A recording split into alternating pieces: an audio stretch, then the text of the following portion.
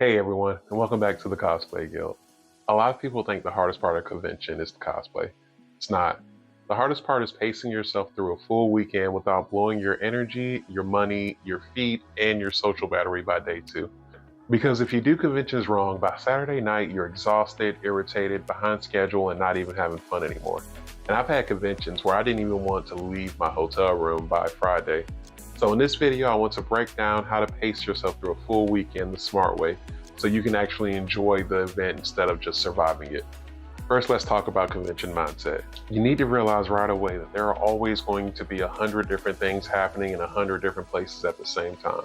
There is no version of the weekend where you get to do everything and see everyone. That version just doesn't exist.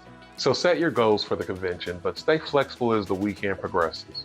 There are going to be moments where you're having the time of your life, but there are also going to be moments where your social battery is blown out, your feet hurt, and your brain is just done.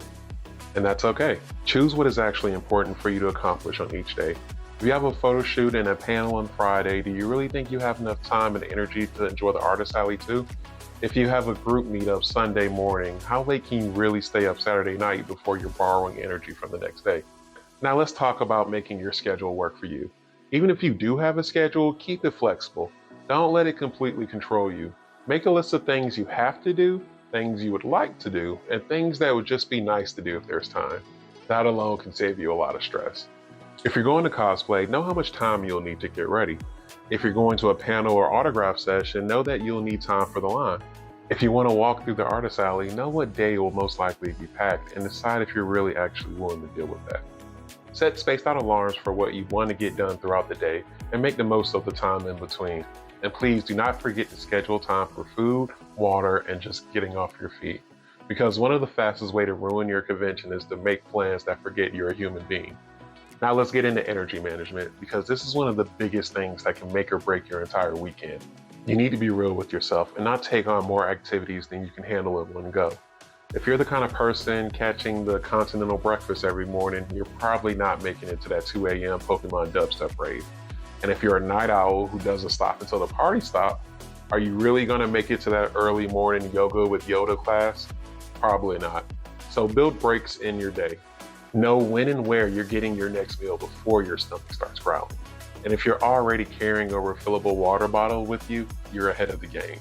Because let's be honest, if you ever find yourself getting irritated, lightheaded, or mentally fuzzy at conventions, there's a very real chance that you're not just tired, you're dehydrated. You've probably been walking all day and not keeping up with your water intake. When you're shopping for snacks for the weekend, think about bringing protein bars too. Your body is your ship, so make sure it has what it needs to get you to the end of the journey. Next, let's talk about cosplay rotations. Your outfit strategy is your survival strategy. Check the weather forecast of the convention and be ready to adjust. Try to rotate between your big complicated builds and your comfortable fit cosplays. Personally, I like planning my bigger showcase cosplays for Friday or Saturday during the middle of the day. But by the evening, there's a very good chance I'm in jogging pants with a dagger. Avoid being out in extreme heat and heavily layered cosplays whenever possible. You do not want to flirt with a heat stroke for the sake of the fit. And if you do end up in that situation, plan accordingly. Keep water on you, keep a personal fan nearby, and take breaks whenever you can. Also, keep a rotation in mind for your footwear. Even if you only brought one pair of shoes, take time off your feet whenever possible. And something else that can save you a trip back to the hotel is keeping a small cosplay repair kit on you. Because cosplay emergencies can happen to you or to a friend around you at any time, and being prepared can save a whole look. One last thing about cosplay rotation is try to schedule your photo shoots earlier in the morning or later in the evening. It's way more chaotic trying to do a photo shoot when the convention traffic is at its peak. Now this next part is huge, and I think a lot of people underestimate it. Social pacing. When you're at a convention, you need to keep track of your social battery too. Because no matter how good the convention is going, once that battery is gone, it becomes really hard to keep having a good time. And when you make plans with friends, give yourself some buffer time to recharge. Sometimes you're going to be around other cosplayers and the vibe is just going to feel off. And that is a sign to give yourself permission to step away and find somewhere that is more in line with the kind of time you're actually wanting to have. Avoid drama-filled, high-maintenance social circles that take away from your peace. If you ever feel your peace is getting disturbed, take some time to restore it. Pick one or two places ahead of time that you can use as a rest zone. Aside from your hotel room, of course, that could be a quiet spot in the main lounge or a secluded place outside. Don't wait until everything feels overwhelming for you to figure out where that safe place is. Now let's talk about balancing panels, vendors, and parties. As soon as you can, get your hands on the convention schedule. There may be dozens of places you want to be, but at the end of the day, you can only be in one place at a time.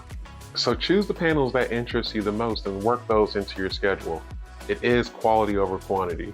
Every minute you spend in one panel is another minute you're not out doing literally anything else. So make sure it actually is worth it to you. That goes for any event at the convention.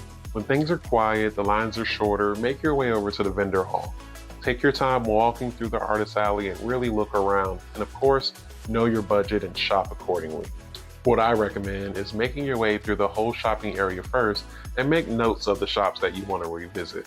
This way, you're not blowing your budget at the first cool booth you see. And if you take anything from this entire video, take this. If you're planning on taking part in the nightlife at a convention, that 6 p.m. to 8:30 window is critical. That is the window where most people are either eating or sleeping to get their second wind. If you do not use that time well, you can exhaust yourself in a way that throws off the rest of your weekend. That one decision can literally decide whether your night is fun or miserable. Now let's get into some tech survival hacks. Keep your phone charged. I know that sounds obvious, but how many people listening to this right now are under 30%? At a convention, a charged phone is a powerful phone. Bring an external battery if you have one. Never forget your charger. And if you plug your phone in somewhere, do not let it leave your sight. During panels and photo shoots, use battery saver mode. And if your signal is bad and you need to save someone's contact info, use the Notes app to write it down for later instead of wasting your battery trying to load everything in that moment.